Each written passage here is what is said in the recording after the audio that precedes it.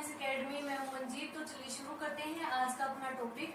Previous video में हमने बात की थी कि मैटर की कितनी स्टेट होती है। आज हम बात करेंगे कि क्या मैटर की स्टेट को चेंज किया जा सकता है, यानी कन्वर्ट किया जा सकता है। जैसे सॉलिड को मैं लिक्विड में कन्वर्ट कर सकती हूँ, क्या मैं लिक्विड को गैसीय स्टेट में कन्वर्ट कर सकती हूँ, या फिर क्या मैं गैसीय स्टेट को सॉलिड में कन्वर्ट कर सकती हूँ। आज हम इसी टॉपिक पे बात करेंगे कि क्या हम मैटर की स्टेट को चेंज कर सकते हैं। तो चलिए देखते हैं। आज का हमारा क्वेश्चन है, can matter change it's state? क्या मैटर अपनी स्टेट को चेंज कर सकती है? तो आपका आंसर होगा यस, मैटर अपनी स्टेट को चेंज कर सकती है, यानी कन्वर्ट कर सकती है। सॉलिड को लिक्विड में चेंज कर सकते हैं हम, लिक्विड को गैस में चेंज कर सकते हैं, गैस को सॉलिड में चेंज कर सकते हैं, गैस को लिक्विड में चेंज कर सकते हैं। ये चीज हम कैसे कर सकते हैं? तो ये हम दो चीजों को चेंज करके कर सकते हैं, बाय चेंजिंग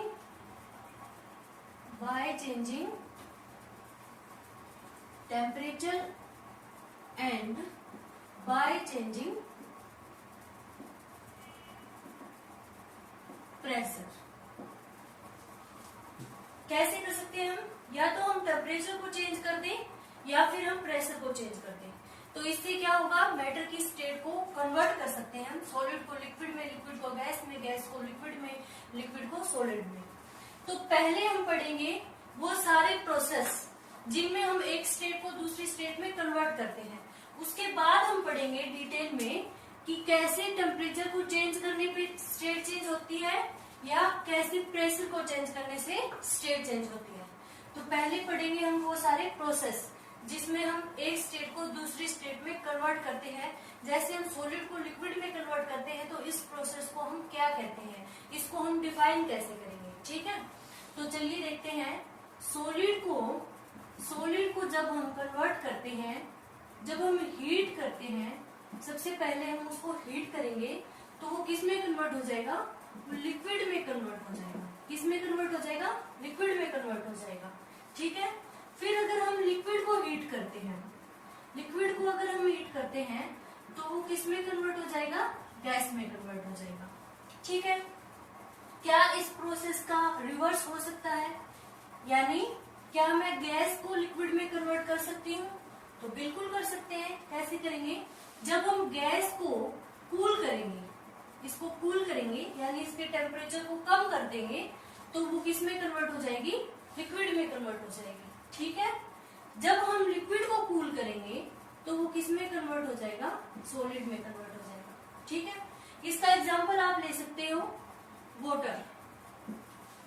वाटर की सॉलिड फॉर्म होती है आइस, ठीक है। अगर हम आइस को हीट करते हैं तो आइस क्या हो जाती है? पिघलना शुरू हो जाती है, मेल्ट होना शुरू हो जाती है। वो किस में कन्वर्ट हो जाती है? लिक्विड में कन्वर्ट हो जाती है। जब हम लिक्विड को हीट करते हैं, लिक्विड को और हीट करते हैं, तो वो किस में कन्वर्ट हो जाता है? उसके वेपर्स बनने शुरू हो जाते हैं पानी के, और वो गैस में कन्वर्ट हो जाता है, ठीक है। उन्हीं वेपर्स को अगर हम कूल करते हैं, यानी टेम्परेचर उनका कम कर देते हैं, तो वो किस में कन्वर्ट हो जाएंगे? वो फिर से लिक्विड में कन्वर्ट हो जाएंगे। और उसी लिक्विड को अगर हम कूल करते हैं, यानी फ्रीज में रख देते हैं, टेम्परेचर को कम करते हैं, तो वो किस में कन्वर्ट हो जाएगा? सॉलिड में, यानी आइस बन जाएगी, ठीक है।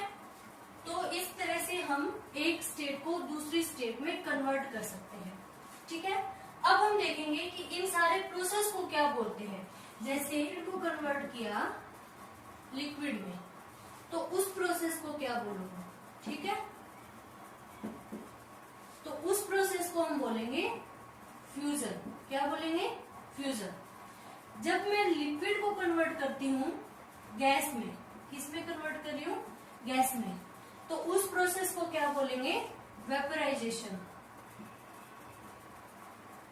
ठीक है। अगर मैं गैस को कन्वर्ट कर रही हूँ सॉलिड में, तो उस प्रोसेस को क्या बोलेंगे? यानी गैस बिना लिक्विड में जाए सीधा सॉलिड में जाती है, तो उस प्रोसेस को क्या बोलेंगे? ये बाद में देखेंगे हम। पहले हम देखेंगे कि अगर मैं लिक्विड को कन्वर्ट कर रही हूँ सॉलिड में, तो उस प्रोसेस को क्या बोलेंगे हम? सॉलिडिफिकेशन। अगर मैं लिक्विड को कन्वर्ट कर रही हूँ, अगर गैस को मैं कन्वर्ट कर रही हूँ लिक्विड में, तो उस प्रोसेस को क्या बोलेंगे? कंडेंसेशन। उस प्रोसेस को क्या बोलेंगे? कंडेंसेशन। अब आता है, क्या मैं गैस को सीधा सॉलिड में कन्वर्ट कर सकती हूँ यानी बिना लिक्विड फॉर्म में जाए। क्या गैस सीधा सॉलिड में कन्वर्ट हो सकती है?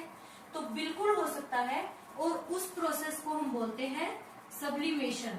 उस प्रोसेस को हम क्या बोलते हैं? सब्लिमेशन। और सॉलिड से सीधा गैस बनती है, उस प्रोसेस को भी हम क्या बोलते हैं? सब्लिमेशन बोलते हैं।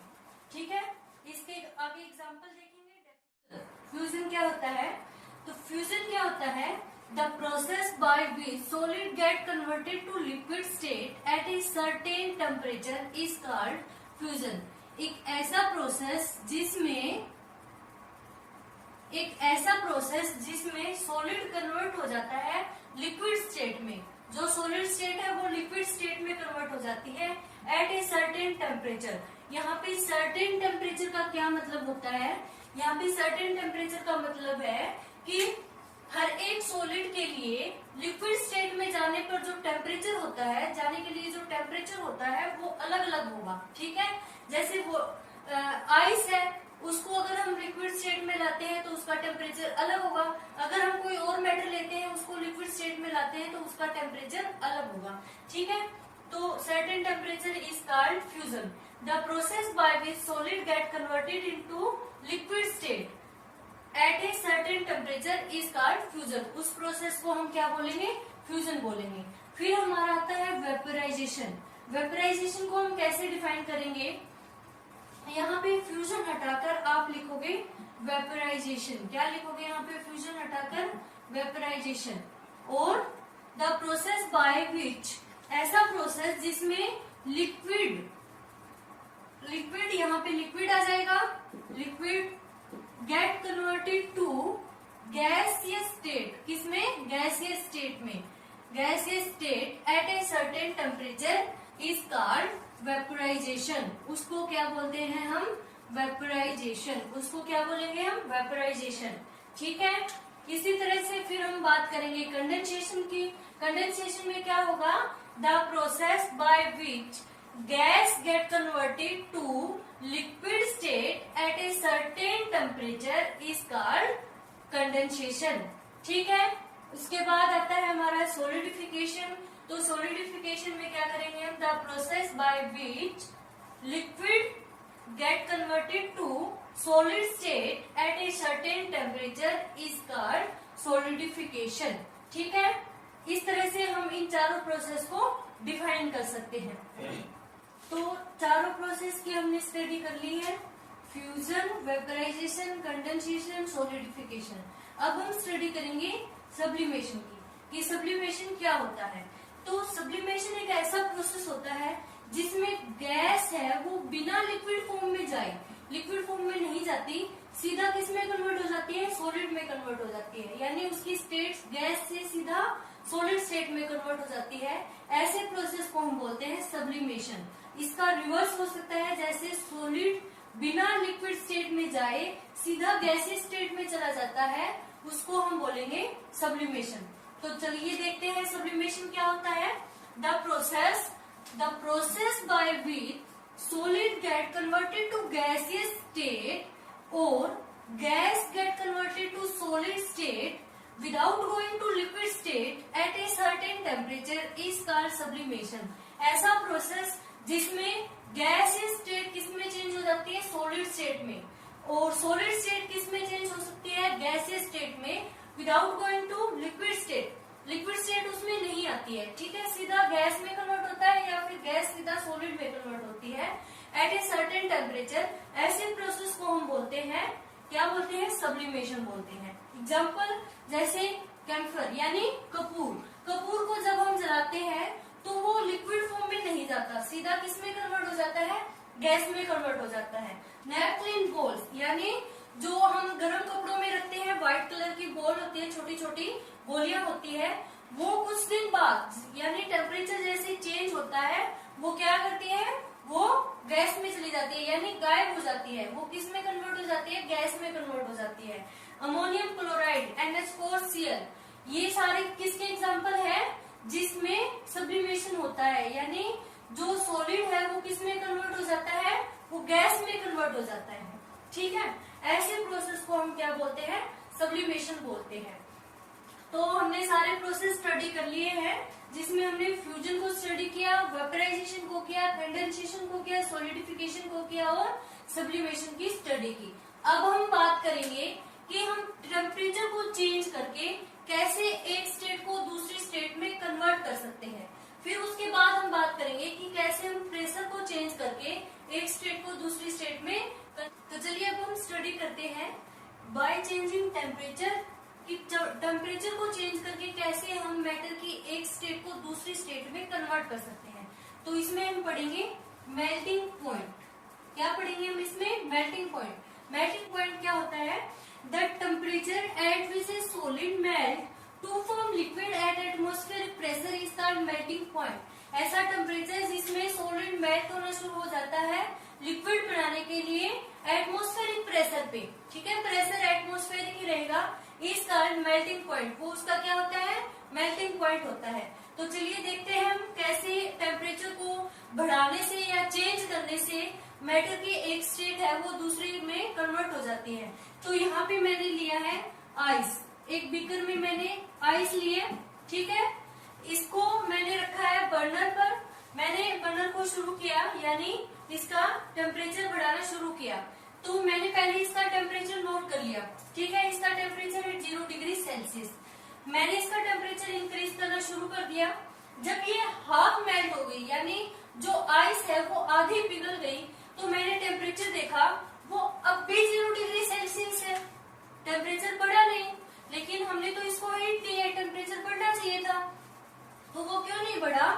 वो इसलिए नहीं बढ़ा लेटेंट हीट ऑफ फ्यूजन के कारण। किस लिए नहीं बढ़ा वो? लेटेंट हीट ऑफ फ्यूजन के कारण।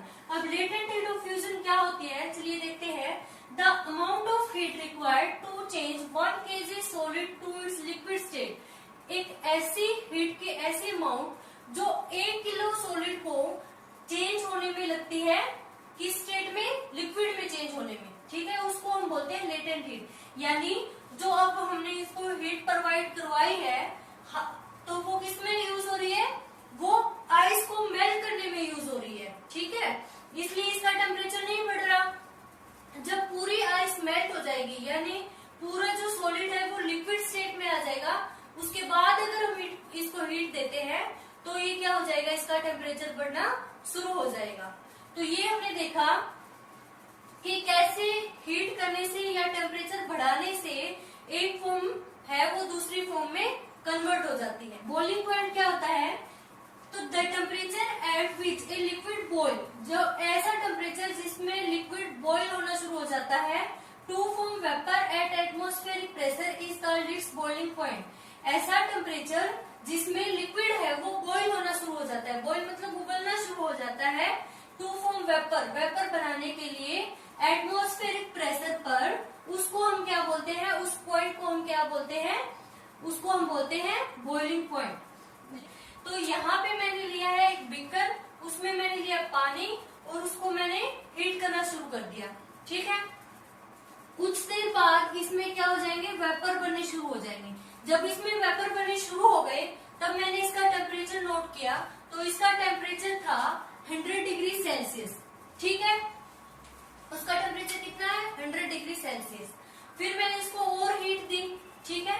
इसको लगातार हम हीट करते जा रहे हैं, इसका टेम्परेचर बढ़ना चाहिए था, इसको हम लगातार हीट देते जा रहे हैं। तो इसको लगातार हीट देने पर मैंने देखा कि इसका टेम्परेचर तो बढ़ नहीं रहा। इसको हम हीट दे रहे हैं, उसके बाद भी इसका टेम्परेचर नहीं बढ़ रहा। ऐसा क्यों हुआ? तो ऐसा इसलिए हुआ लेटेंट हीट ऑफ वेपराइजेशन के कारण। इसलिए हुआ लेटेंट हीट ऑफ वेपराइजेशन के कारण। अब ये लेटेंट हीट ऑफ वेपराइजेशन क्या है? तो चलिए देखते हैं। The amount of heat required to change 1 kg liquid to its gaseous state. 1 kilo liquid को गैस में चेंज होने में जो हीट रिक्वायर्ड होती है उसको बोलते हैं लेटेंट हीट। यानी जो हम जब इसमें वेपर बनने शुरू हो गए तो हमने टेम्परेचर देखा वो 100 डिग्री है। कुछ देर बाद हमने देखा कि इसका टेम्परेचर अभी भी 100 डिग्री है।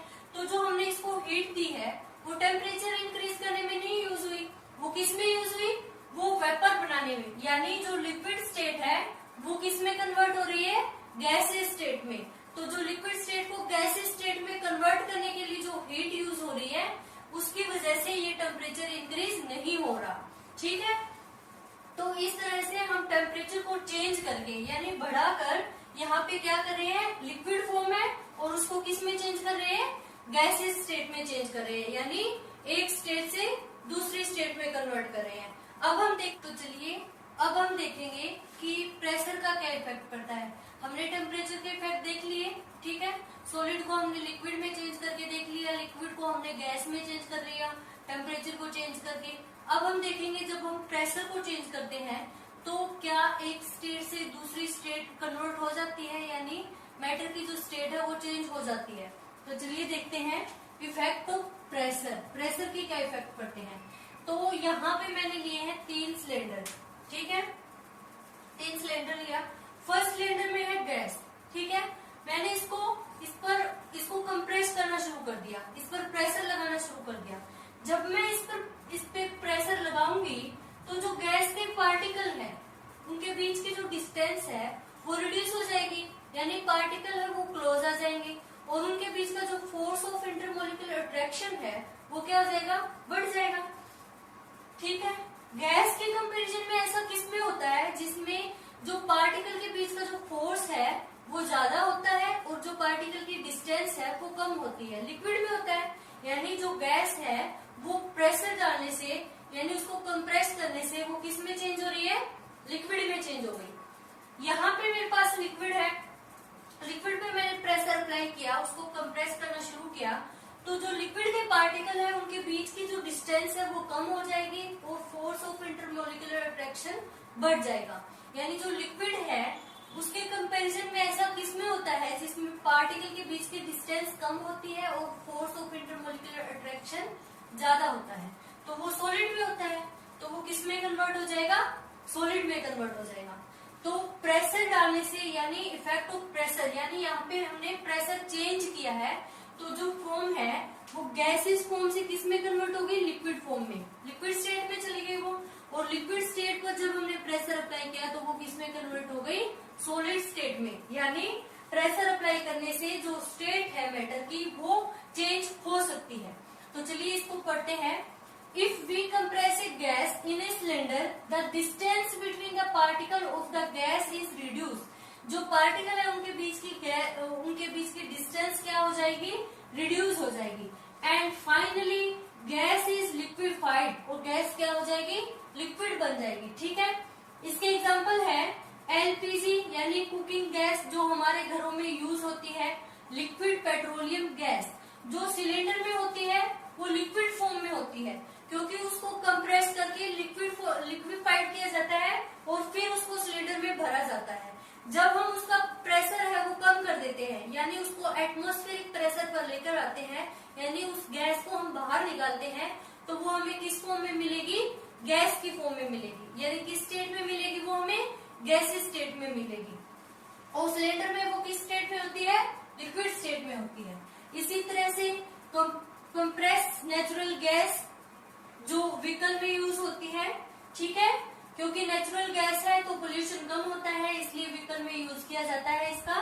और ये किस फॉर्म में होती है, लिक्विड फॉर्म में होती है। जब हम इसका प्रेशर चेंज करेंगे तो ये किस फॉर्म में आ जाएगी, ये गैसियस स्टेट में आ जाएगी। किस स्टेट में आ जाएगी, ये गैसियस स्टेट में आ जाएगी, ठीक है।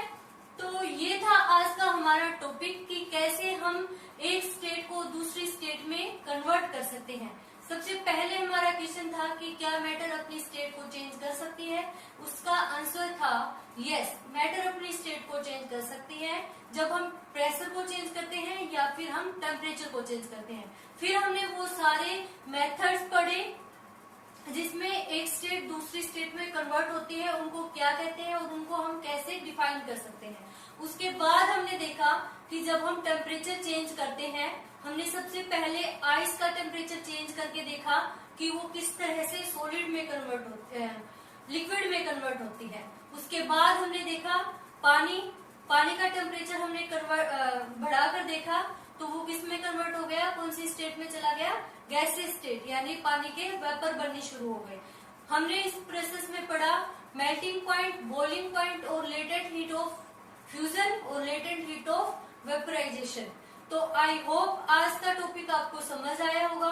वीडियो अच्छी लगी है तो चैनल को सब्सक्राइब कीजिए, वीडियो को लाइक कीजिए, शेयर कीजिए।